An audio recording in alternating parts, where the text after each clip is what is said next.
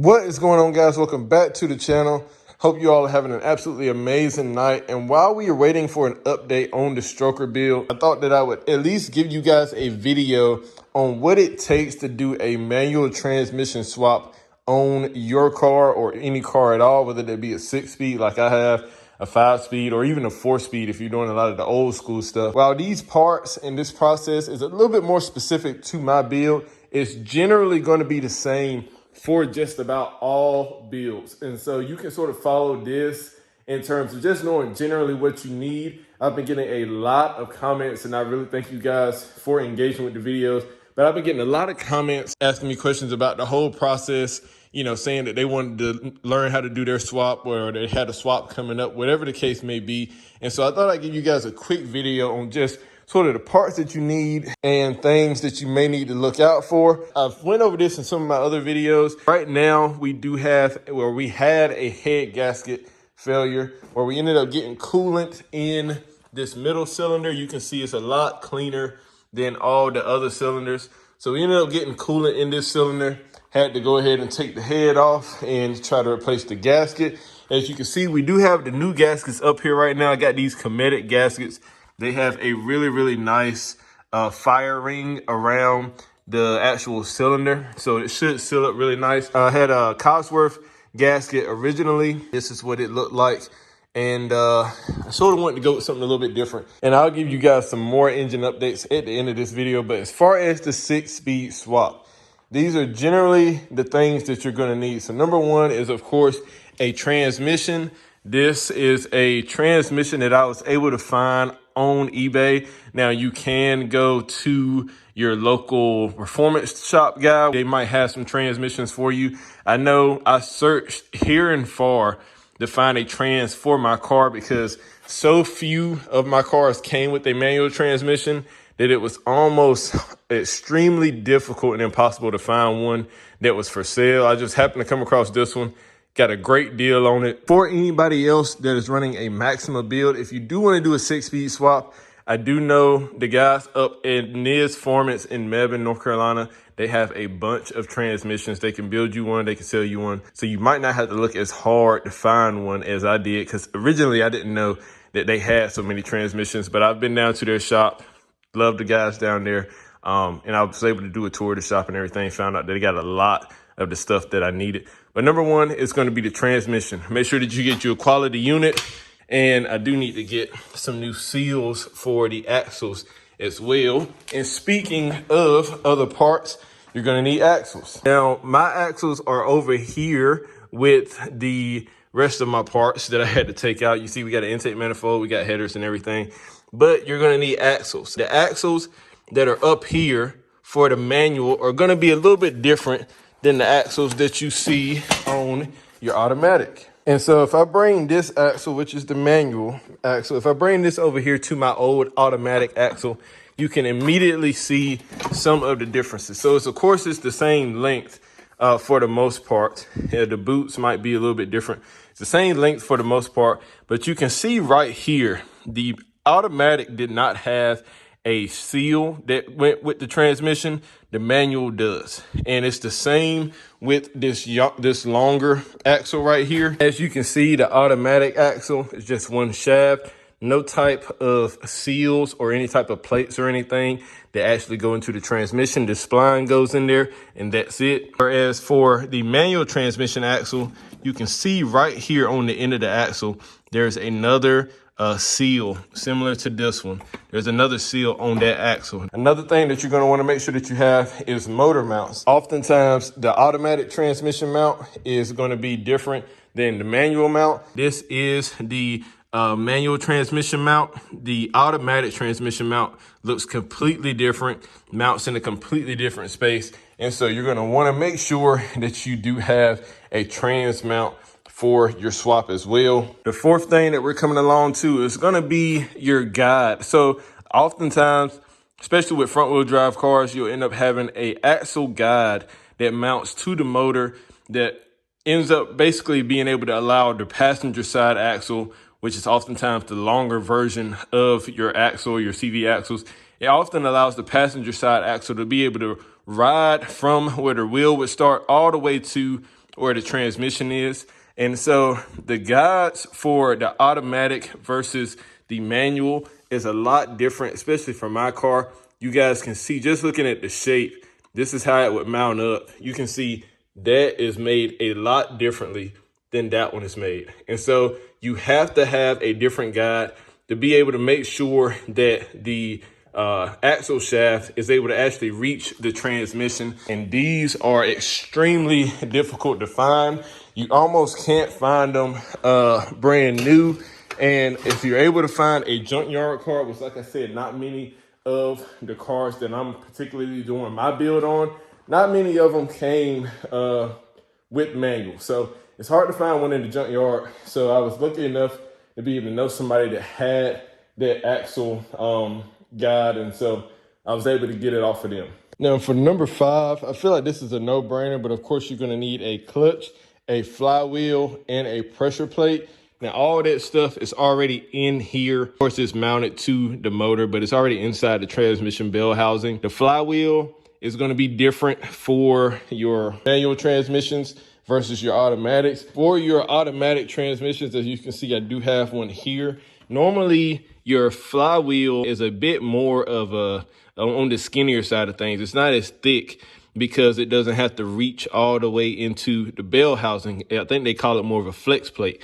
And so you can see, I do have my old flex plate right here. You guys can see it's real thin, not big at all. But the manual transmission flywheel is a lot thicker. You can get a dual mass or an aluminum one like I have. Absolutely love it. And then of course you're gonna have your clutch that goes to that flywheel, and then your pressure plate. A clutch fork, which you guys can kind of see right here. You're gonna need a clutch fork, and then you're gonna need a throwout bearing to go with that clutch fork. Now, this is just an extra one that I had when I ordered my new clutch. Now, the other one that I have is in there already. The throwout bearing is gonna go on your clutch fork. The whole assembly slides onto your shaft with your splines, and then it presses up against the actual pressure plate that you have onto your clutch and also flywheel. And so you're gonna need one of those, and also more than likely a dust boot to keep whatever little dust and stuff that may enter around this area out of your transmission bell housing. One more thing that is really, really crucial that I don't want you guys to overlook is making sure that you have a pallet bearing in your crankshaft. What this pallet bearing does is it sits in your crankshaft. It's a press fit. You press it in, and it basically allows you to use a clutch alignment tool to make sure that your clutch is dead center of that flywheel, to make sure that your splines on your transmission shaft slide right inside that clutch. Everything is straight. There's not any type of weird bends or angle or anything like that. And so having your pallet bearing allows you to be able to insert that clutch alignment tool. I actually have it here. It is right here. Now, of course, this is going to be specific for your vehicle because different transmissions have different spline counts. And of course, different transmissions have different crankshafts as well. So the alignment tool is going to be specific to your vehicle as well as the pallet bearing. But this is basically how it is set up. You want that pallet bearing to slide right over that clutch alignment tool, allows everything to be straight. And that's one thing that you definitely need to have in there. Now, like I said, when I ordered my new clutch, it came with one of these as well. So I didn't have to worry about putting this one in because I already had one in there. We're wrapping it up, guys. Not a whole lot more. One thing that you do need is a starter. And so oftentimes the starter for your automatic transmission is going to be different than on your manual transmission. Like I mentioned, the flex plate is a lot thinner. The flywheel is a lot thicker, which means that the teeth or the gears, if you want to call them, on each of those are going to be in different locations. And so the bell housing might have a different space cut out or whatever the case is for the automatic and manual transmission starters. This is the style of the starter that the manual transmission uses. A lot different than the automatic transmission. Automatic transmission uses this starter. As you can see, this area where the gears pop out, not nearly as long. The actual mounting points are different as well. The solenoid right here is also in a different area. So You're gonna make sure that you have the right starter for your actual build. All of this is in that, I think, 6-part swap video that I have made on the channel, but this is just more of a condensed, what you definitely need and you need to be cognizant of whenever you're actually going in and trying to do this swap. One other thing that you actually need for the actual motor is an upper oil pan. I did talk about this in one of my manual swap videos, but the upper oil pan is different on the manual transmissions than it is on the automatics. There's a different rounding over here because the transmission mount points are a little bit differently. The actual crankshaft position sensor fits in a different area on the upper oil pan than it does for the manuals than it does for the automatics. And so that's something that you're going to want to make sure that you get is an upper oil pan. You might be able to find it on a junkyard car. It was kind of hard for me to find one. Luckily, I was able to get one for a good deal, but that's definitely something that you don't want to skip over. All right, guys, forgive me. I am recording this at night, but I did want you guys to see one other thing that you're going to need for the inside, for the actual car, is going to be a manual shifter. Now, these, for my particular build, you cannot buy brand new. You almost have to find them at a junkyard. I was lucky enough to find this one at a junkyard, literally the only one that I've seen. So I grabbed it, snatched it up. I was able to get the boot with it and make it work with my factory bezel to where it looks somewhat factory. I like it. Along with this manual shifter, you're going to need to get your shifter linkage, which is underneath here. You guys can't see, but there is linkage that goes from here to the actual engine bay. And so a lot of automatic transmissions have one line that allow you to put the gear selector in the proper way it's going to be, whether that's in drive, whether it's in park. With your manual transmissions, usually you'll have 2 lines with your linkage, and you're going to have to install it somewhere up here in the firewall.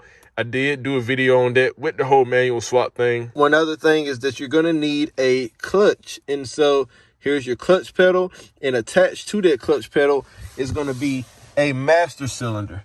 Now you guys can probably see it right back there. It's a little bit difficult to see. It's a lot of wires and stuff, but it's right there. And you can decide whether or not you want to put in the smaller pedal for your brakes. I do have that smaller pedal on the inside. I didn't put it in because you can see where I always put my foot to brake, right there on that corner. And so I didn't want to put it in, have to adjust to it. But you're going to need a clutch pedal, a master cylinder, and also a slave cylinder to make this whole process work the way that it should be. Now, last but not least, and this is probably going to be the biggest overall out of the whole process, the last thing that you're going to need to do is make sure that you have a way to make your factory ECU interact with the manual transmission the way that you need it to.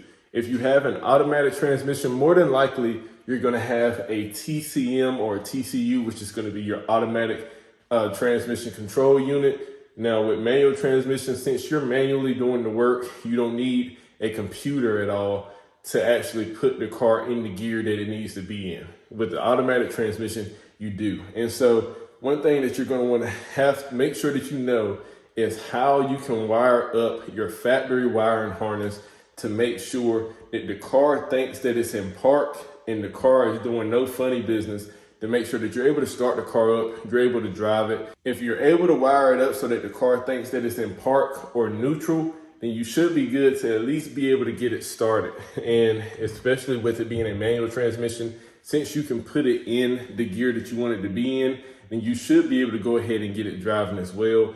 I was lucky enough to have somebody that knew how to do the wiring for my particular build to make sure that it does start up, not give me any issues on startup or driving, going into limp mode or anything like that. So that's probably the biggest part out of all this, because you can have all these parts. I believe I've went over 10 parts or so. You can have all these parts and not have a way to make it work with your ECU, and then it means absolutely nothing because the car won't start, it won't run, it won't drive. So we should hopefully have this up and going somewhere around the end of May. So in about another month, I do have a set of cylinder heads that are out in the car right now that just got finished being ported. I am taking them to a machine shop to get the valve seat surfaced, make sure that everything seals up really good so I don't have any leaks make sure I have good compression. Once I wait for them to get me back the cylinder heads, I should be able to go ahead, slap them babies on, put on the new timing covers. So I do have, these are my old timing covers. I do have one right there you can see peeking his head through, and another one in there that I'm going to be able to use because the cylinder heads that I'm running have a bit of a different style to them. So I had to do a different timing cover. So it should make some bang up power. I just did a video on the cams and stuff that I got for it, as well as you can see what the heads look like with them being ported and stuff. So should be a lot more coming on that build, hopefully within the next month. You guys gotta remember, I am a bit of a smaller YouTuber. Right now, I do have a lot of other builds that I gotta take care of. And so I don't have a lot of the revenue coming in that some of these YouTubers have to just have the stuff sort of going like clockwork. You know, some of my stuff has to take a little bit more time to make sure that I got the funds allocated for it. So that's why it's been taking just a little bit longer. Plus the cams had to get made and everything too. So that took a little bit of time. Now, with that being said, guys, like I said, here are a few updates for the actual engine. We do have these ported cylinder heads. These are ported DE cylinder heads. Now, we'll be putting these up for sale. So if you do have a VQ35, whether it's a G35, 350Z, or a Max, and if you're looking for a pair of ported cylinder heads, they do have upgraded springs and Ferrera retainers as well.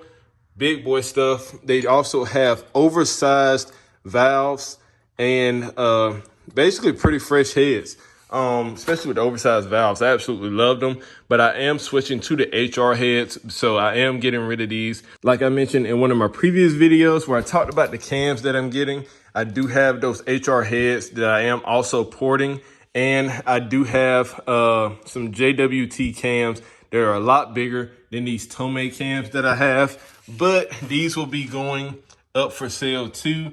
As you can see, we do have the VQ35DE Tomei cams. This one right here, 266 degrees of duration, 10.8 millimeters of lift. And so we are going to be putting these up for sale. So if you do have a G35, 350Z, Maxima, whatever the case may be, you're looking for a set of ported cylinder heads with upgraded oversized valves, valve springs, and titanium retainers by Ferrera. And you're also looking for maybe a set of cams, a bit more of a streetable, mild cam. I will be putting these up for sale if you hit me up in the comments. That has been the video for how to do any type of manual swap that's going to be 6-speed, 4-speed, 5-speed in any type of car. This one is specifically for a Nissan Maxima 6th Gen 04206. Hope that you guys have enjoyed the video. This is a bit more condensed of the entire 6-speed swap for you guys that have been asking me about it in the comments. Hope that you guys enjoyed the video. If you did and you'd like to see more videos like this, make sure that you like, comment, and subscribe down below. But just like that, guys, I will catch you guys in the next one. Peace.